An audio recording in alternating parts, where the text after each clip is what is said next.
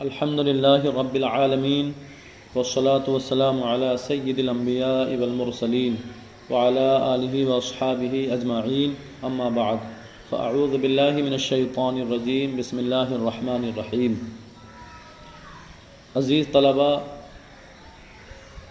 آج ہم انشاءاللہ تبارک و تعالی درس نظامی کی ایک شاندار کتاب اصول الشاشی کا آغاز کریں گے۔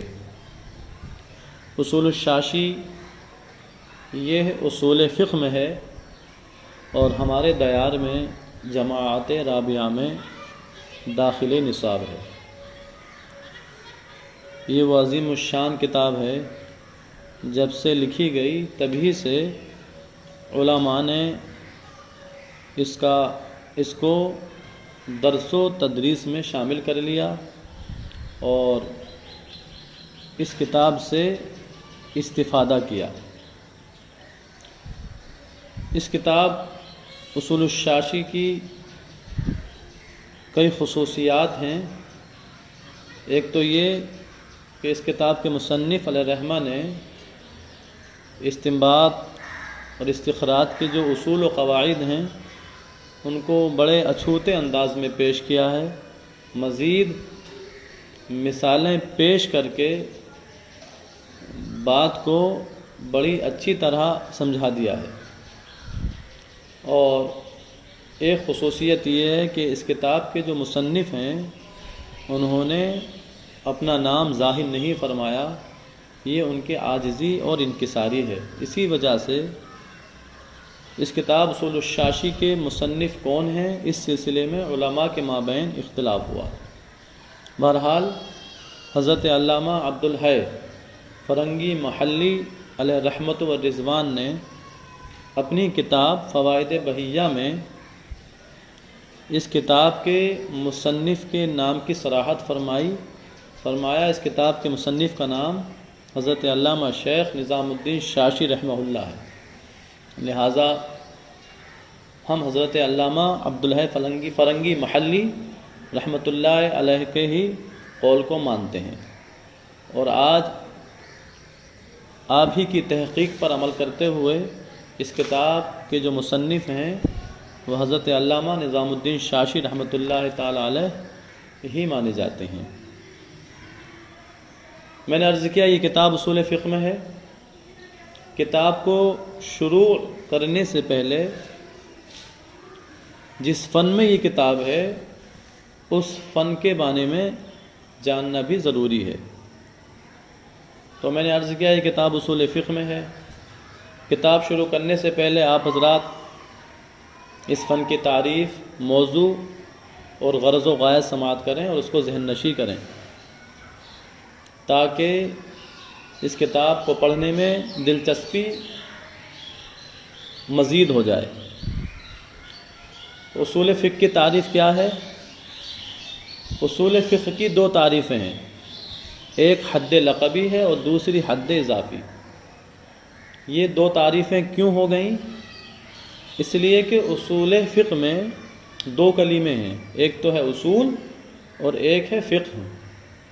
اصول مضاف ہے اور فقہ مضاف الیہ ہے۔ تو اگر ہم اصول فقہ یعنی مضاف اور مضاف الیہ دونوں کے مجموعے کی تعریف کرتے ہیں تو یہ حد لقبی کہلاتی ہے، اور اگر مضاف یعنی اصول کی الگ اور فقہ کی الگ جو مضاف الیہ تعریف کریں گے تو یہ حد اضافی کہلائے گی۔ اس وجہ سے اصول فقہ کی دو تعریفیں ہوئیں، ایک حد لقبی اور دوسرے حد اضافی۔ حد لقبی کسے کہتے ہیں؟ حد لقبی سماعت کریں، ایسے اصول و قوانین کا جاننا جن کے ذریعے احکام شرعیہ کو ان کے ادلہ تفصیلیہ سے مستنبط و مستخرج کرنے کا طریقہ معلوم ہو، یہ اصول فقہ کی حد لقبی ہے۔ اصول فقہ کی حد لقبی کیا ہے؟ ایسے اصول و قوانین کا جاننا جن کے ذریعہ احکام شرعیہ کو ان کے ادلہ تفصیلیہ سے مستنبط و مستخرج یعنی نکالنے کا طریقہ معلوم ہو۔ یہ ہے اصول فقہ کی حد لقبی ہے۔ اور حد اضافی، اصول فقہ میں مضاف ہے اصول، اور یہ جمع ہے اصل کی۔ اصل کسے کہتے ہیں؟ ما یبتنی علیہ غیرہ، اصل وہ ہے کہ جس پر غیر کی بنیاد رکھی گئی ہو، جس پر غیر موقوف ہو، وہ اصل کہلاتا ہے۔ جیسے کہ چھت ہے، اس کی اصل کیا ہے؟ دیوار، کیونکہ چھت جو ہے وہ دیوار پر موقوف ہے۔ یہاں پر اصول سے مراد اصول فقہ ہیں، اور اصول فقہ 4 ہیں: کتاب اللہ، سنت رسول، اجماع امت اور قیاس۔ چونکہ احکام شرعیہ کا جاننا اور احکام شرعیہ کا جو استنباط اور استخراج ہے وہ انہی 4 سے ہوتا ہے: کتاب اللہ، سنت رسول، اجماع امت اور قیاس۔ اس معنی کے لحاظ سے یہ ادلہ اربعہ یہ اصول کہلائے، چونکہ احکام شرعیہ انہی پر موقوف ہیں، اور اصل اسی کو کہا جاتا ہے جس پر کوئی شے موقوف ہے۔ اصول الفقہ میں دوسرا کلمہ ہے فقہ، جو مضاف ہے۔ فقہ کسے کہتے ہیں؟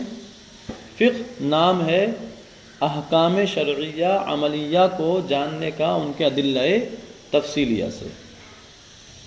یہ اصول فقہ کی دونوں تعریفیں ہو گئیں، حد لقبی بھی اور حد اضافی بھی۔ دوسری چیز ہے موضوع۔ اصول فقہ کا موضوع کیا ہے؟ ادلہ اور احکام دونوں کا مجموعہ، یعنی ادلہ بھی ہیں۔ ادلہ سے مراد کتاب و سنت، اجماع امت اور قیاس، اور احکام تو جانتے ہیں احکام شرعیہ۔ تو ادلہ اور احکام دونوں کا مجموعہ یہ اصول فقہ کا موضوع ہے، لیکن حیثیتیں بدلی ہوئی ہیں۔ ادلہ اصول فقہ کا موضوع ہے اس حیثیت سے کہ وہ مثبت ہیں، یعنی احکام شرعیہ کو ثابت کرنے والی ہیں، کیونکہ ہر حکم شرعی کا ثبوت کسی نہ کسی دلیل شرعی ہی سے ہوتا ہے۔ اور احکام بھی موضوع ہیں، لیکن حیثیت بدلی ہوئی ہے۔ اس حیثیت سے، کس حیثیت سے؟ اس حیثیت سے کہ وہ مثبت ہیں۔ تو اصول فقہ کا موضوع احکام اور ادلہ دونوں کا مجموعہ ہے، حیثیت بدلی ہوئی ہے۔ تیسری چیز، اصول فقہ کی غرض و غایت کیا ہے، مقصد کیا ہے، اس فن کو کیوں پڑھا اور پڑھایا جاتا ہے، اس سے ہمیں کیا فائدہ ملے گا۔ تو غرض و غایت سماعت کریں۔ اصول فقہ کی غرض و غایت ہے احکام شرعیہ کو ان کے ادلہ تفصیلیہ سے مستخرج و مستنبط کرنے کا ملکہ حاصل ہو جانا، یعنی اصول فقہ جو فن ہے، اصول فقہ کے جاننے سے، پڑھنے پڑھانے سے، اس فن کو پہچاننے سے کیا فائدہ ہوگا؟ احکام شرعیہ کو ان کے ادلہ تفصیلیہ سے نکالنے کا، مستنبط و مستخرج کرنے کا ملکہ حاصل ہو جائے گا۔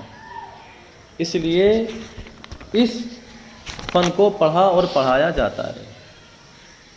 خیر، یہ چند باتوں کا جاننا کتاب شروع کرنے سے پہلے ضروری تھا، تاکہ اس علم اور فن کے حاصل کرنے میں طلبہ کو رغبت ہو۔ کتاب پہ نظر کریں۔ بسم اللہ الرحمن الرحیم۔ اللہ تعالیٰ کے نام سے شروع جو بہت مہربان نہایت رحم والا۔ الحمدللہ الذی اعلیٰ منزلۃ المؤمنین بکریم خطابہ۔ مصنف علیہ رحمت و رضوان نے اپنی کتاب تسمیہ اور تحمید سے شروع فرمائی۔ کیوں؟ ماشاءاللہ آپ حضرات جماعت رابعہ کے طلباء ہیں، یہ چیز آپ پر مخفی نہیں، بس اشارہ کر دینا مناسب سمجھتا ہوں۔ اس لیے مصنف علیہ رحمہ نے تسمیہ تحمید سے کتاب شروع فرمائی تاکہ کتاب اللہ پر عمل ہو جائے، اور اسلاف کی سنت پر عمل ہو جائے۔ مزید جو حدیثیں اس باب میں وارد ہیں ان احادیث کریمہ پر عمل ہو جائے۔ وہ حدیثیں یہ ہیں تسمیہ کے باب میں کل امر ذی بال لم یبدا فیہ ببسم اللہ فہو قطع، ہر وہ امر ذی شان جسے تسمیہ سے شروع نہ کیا جائے تو وہ ناقص و ادھورا رہا کرتا ہے۔ اسی طرح تحمید کے بارے میں حدیث پاک میں آیا کل امر ذی بال لم یبدا فیہ بحمد اللہ فہو قطع و جزم، ہر وہ امر ذی شان جو اللہ تعالیٰ کی حمد سے حمد اللہ سے شروع نہ کیا جائے تو وہ ناقص و ادھورا رہتا ہے۔ اس لیے مصنف علیہ رحمت و رضوان نے ان احادیث کے پیش نظر اپنی کتاب اصول الشاشی کو تسمیہ اور تحمید سے شروع فرمایا۔ یاد رہے تسمیہ ابتداء حقیقی پر محمول ہے اور تحمید یا تو ابتداء اضافی پر یا پھر ابتداء عرفی پر۔ الحمدللہ الذی اعلی منزلۃ المؤمنین بکریم خطابہ، ترجمہ دیکھیں، تمام تعریفیں اس اللہ تبارک و تعالی کے لیے ہیں جس نے مومنین کے درجے کو بلند فرمایا اپنے معزز خطاب کے ذریعے، اپنے معزز خطاب سے۔ بکریم خطاب ہی میں اضافت الصفت للموصوف ہے، یعنی یہاں پر صفت کی اضافت کی گئی ہے موصوف کی طرف۔ اصل عبارت تھی بخطابہ الکریم، کریم الخطاب الکریم معزز خطاب، تو اللہ رب العالمین نے مومنین کے درجے کو بلند فرمایا اپنے معزز خطاب سے۔ اور وہ معزز خطاب کیا ہے؟ یہ اشارہ ہے یا ایھا الذین آمنوا کی طرف۔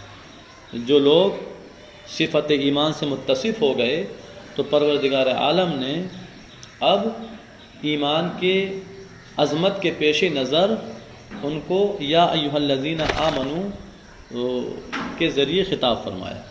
تو اس طور پر اللہ رب العالمین نے ایمان کی عظمت کے پیش نظر مومنین کے درجے کو بلند فرمایا۔ اسی کو مصنف علیہ رحمت و رضوان نے ذکر فرمایا۔ وَرَفَعَ دَرَجَةَ الْعَالِمِينَ بِمَعَانِي كِتَابِهِ، یہ عالمین ہے، عالمین نہیں، عالم کی جمع عالمین۔ اور اپنی کتاب یعنی قرآن عظیم کے معانی جاننے والے یعنی علماء کے درجے کو بلند فرمایا۔ یہ تخصیص بعد تعمیم ہے، علماء اور آگے مستنبطین ائمہ مجتہدین آ رہے ہیں، وہ سب مومنین میں داخل ہیں، لیکن یہاں پر تخصیص بعد تعمیم ہے۔ کس وجہ سے؟ صفت علم کی وجہ سے۔ اور پھر مزید مستنبطین کا الگ ذکر فرمایا، ائمہ مجتہدین کا، کیونکہ ان کا مرتبہ علماء میں ارفع و اعلیٰ ہے، کیونکہ ان کے اندر صفت اجتہاد بھی پائی جاتی ہے۔ وَرَفَعَ دَرَجَةَ الْعَالِمِينَ بِمَعَانِي كِتَابِهِ، اور پروردگار عالم نے اپنی کتاب یعنی قرآن عظیم کے معانی جاننے والے یعنی علماء کے درجے کو بلند فرمایا۔ اس سے اشارہ ہے اس آیت کریمہ کی طرف، یرفع اللہ الذین آمنوا منکم والذین اوتوا العلم درجات وخص المستنبطین منہم بمزید الاصابۃ وثوابہ، اور ان میں سے منہم میں ہم ضمیر کا مرجع عالمین، اور ان علماء میں سے مستنبطین مجتہدین کو خاص فرمایا، بمزید الاصابتی درستگی کو پہنچنے کی زیادتی، و ثوابی اور اپنے ثواب کی زیادتی کے ساتھ۔ آپ کو معلوم ہونا چاہیے ائمہ مجتہدین کا جو معاملہ ہے وہ عام، اور ان کی جو شان ہے وہ عام علماء سے بڑھ کر کے ہے، صفت اجتہاد کی وجہ سے۔ ائمہ مجتہدین کا معاملہ یہ ہے کہ اگر کوئی امام مجتہد کسی مسئلے کا استنباط کرتا ہے اور وہ عند اللہ بھی صحیح ہو تو اس کو ڈبل ثواب ملتا ہے، ایک تو استنباط و استخراج کا، اور دوسرے اس بات کا کہ جو مسئلے کا استنباط کیا ہے وہ عند اللہ بھی درست ہے۔ اور اگر امام مجتہد کسی مسئلے کا استنباط و استخراج کرے اور وہ عند اللہ درست نہ ہو تب بھی اس کو ثواب ہی ملتا ہے، لیکن ایک ثواب ملے گا استنباط اور استخراج کا۔ یہ خاص جو ثواب ہے ڈبل، یہ ائمہ مجتہدین کے لیے ہے، جبکہ جو علماء مجتہد نہیں ہیں ان کے لیے یہ ثواب نہیں، ان کی یہ شان نہیں۔ اور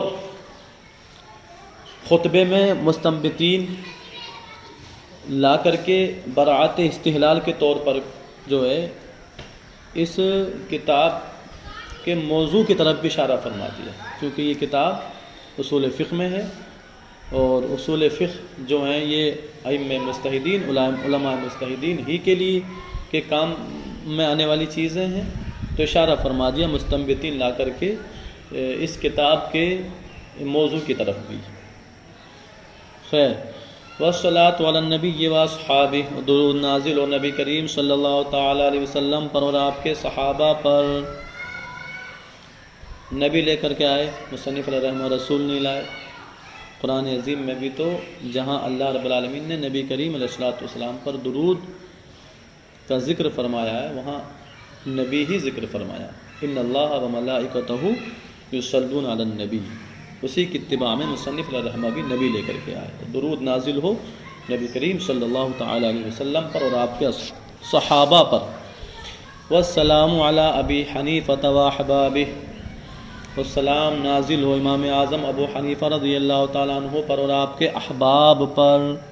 اب احباب میں آپ کے تلامذہ، آپ کے شیوخ، آپ کے جو بھی ہم عصر علماء، وہ سب اس میں شامل ہو گئے۔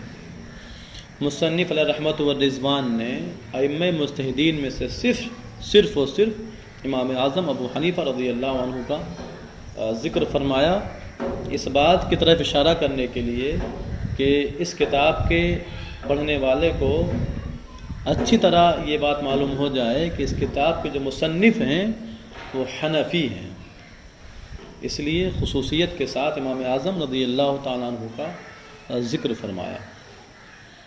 وبعد، اور حمد و صلات کے بعد، فإن اصول الفقہ اربعۃ، مصنف علیہ رحمۃ والرضوان حمد و صلات کے بعد اصل موضوع کی طرف رہنمائی فرماتے ہیں۔ یہ کتاب ہے اصول فقہ کے بیان میں، تو فرماتے ہیں اصول فقہ جو ہیں وہ 4 ہیں۔ کون کون؟ کتاب اللہ تعالی و سنت رسولہ و اجماع الامت والقیاس، نمبر 1 کتاب اللہ، نمبر 2 سنت رسول، نمبر 3 اجماع امت، نمبر 4 قیاس۔ فلا بد من البحث فی کل واحد من هذه الاقسام، پس ضروری ہے ان قسموں میں سے ہر ایک کے بارے میں بحث کرنا، ان اقسام میں سے یعنی کتاب و سنت، اجماع امت اور قیاس، ان میں سے ہر ایک کے بارے میں بحث کرنا یہ ضروری ہے، کمپلسری ہے۔ کیوں؟ لِيُعْلَمَ بِذَلِكَ طریق تخریج الاحکام، تاکہ اس بحث کے ذریعے جان لیا جائے احکام کے استنباط و استخراج کے طریقے کو۔ تو اصول فقہ کل 4 ہیں، اور مصنف علیہ رحمہ فرماتے ہیں کہ ان میں سے ہر ایک کے بارے میں بحث کرنا ضروری ہے، تاکہ اس بات کو اچھی طرح جان لیا اور پہچان لیا جائے کہ کس طرح احکام شرعیہ کا استنباط اور استخراج کس دلیل سے ہوا کرتا ہے۔ خیر، اب آگے مصنف علیہ رحمۃ والرضوان بحث اول کا آغاز فرمائیں گے، کتاب اللہ کے بیان میں ہے، انشاءاللہ تعالی کل سے اس کو پڑھا جائے گا۔ واللہ تعالی اعلم بالصواب۔